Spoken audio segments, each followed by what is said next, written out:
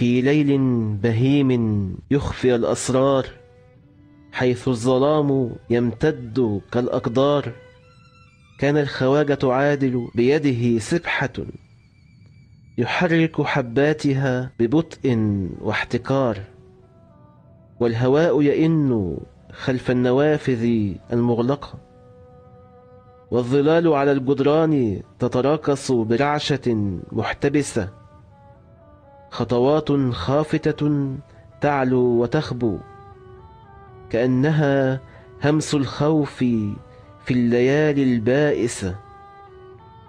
داخل تلك الأجواء المشحونة بالغيوم دخل سعيد يحمل في قلبه الهموم. خلصني يا خواجة، ايه الموضوع الخطير اللي خلاك تجيبني هنا؟ أنا عايزك تعمل شغلانة صغيرة لكن مهمة جدا. شغلانة ايه؟ الطفلة بنت حسن. بنت حسن؟ ومالها البنت؟ لازم تتخطف وتختفي عن عينه. ايه؟ انت بتهزر؟ طفلة رضيعة؟ مفيش هزار في اللي بقوله. طيب ليه؟ ايه اللي بينك وبين حسن يخليك تعمل كده؟ شغلك انك تنفذ اللي بقولك عليه وبس. بس دي حاجة كبيرة، الناس مش هتسكت لو عرفوا. احنا مش هنتعرض للبنت بأي سوء، كل اللي علينا نخليها بعيد عن عين حسن ونسيبه يغرق في الخوف والقلق. دي لعبة خطرة، وحسن مش سهل، ولو عرف هيجيلك لحد هنا.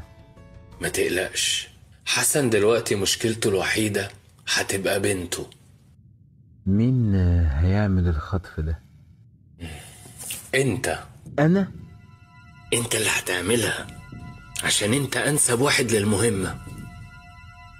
طيب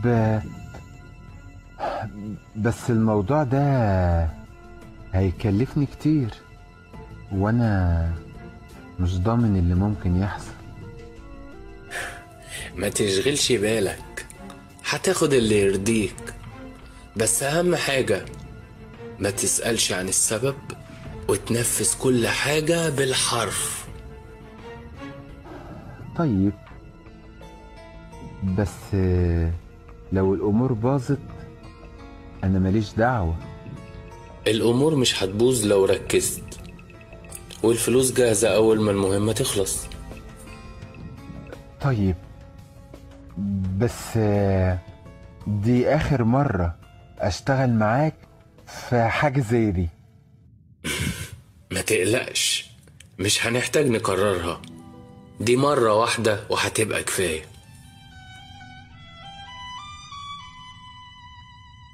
وبين الحوار تكشف المؤامرة، والطفلة بريئة في دوامة المغامرة، والخواجة يحيك شباكا من الظلال ليغرق حسنا في بحر من الخبال. وسعيد متردد قلبه يرتجف بالاضطراب، والخواجة عادل يغرس السم بالكلام المذاب. وفي النهاية اتفقا على الصفقة المشؤومة، وخرج سعيد وحياته بين فكي الهموم مهدومة.